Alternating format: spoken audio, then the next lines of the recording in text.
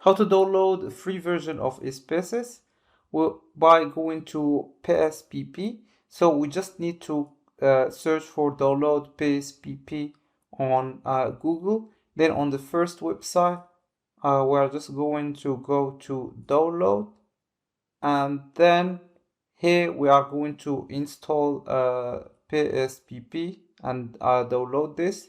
So once it's downloaded, we can just open the show in folder. Once we have it downloaded, we could just double click it and it will be installed. So when it is installed, it will show something like this. So here we have data view and variable view. So the data view is where the data is put. Here we have the questions or the variables, and here we have the cases or the respondents. So it's more or less the same like SPSS. If we go to SPSS, this is how SPSS user interface looks like.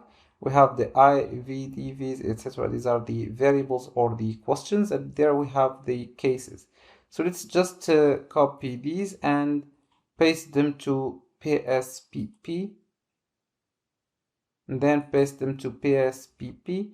So here we have the data view, and then we could just Control V and we select everything and we paste it. So here we have the variables. For example, the first variable, let's say agreement, etc. And we can add some values here. And here we could just label the values. Let's say, for example, one stands for strongly disagree, etc. And then click add. It's like SPSS, it is free. So we go to analyze, and then we could go to descriptive statistics and then frequencies, and then put the variables here.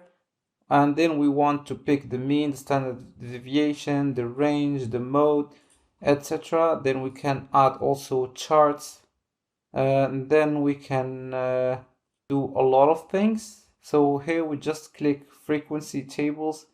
Also, we can have them customized, and then we click OK.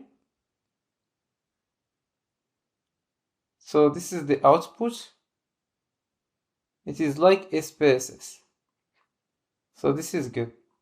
As you can see, for the strongly disagree here, you can see the one that we labeled. We could also run other statistics like reliability. We go to reliability statistics and test Cronbach alpha reliability. These two values, for instance, this is Cronbach alpha, and then click OK. And then once we go to the output, we are going to find it. So this is the reliability statistics. As you can see, the number of items and the Cronbach alpha reliability. We could also run other tests like correlation, independent sample t-test, etc. We can also do one-way ANOVA. We can also run bivariate correlation. And then if we have directional hypothesis, we can go for one-tailed. There is like positive relationship or even negative one. So you could see that there are a lot of tests that we can run using PSPP, and it is a free version of SPSS, and it looks similar to SPSS.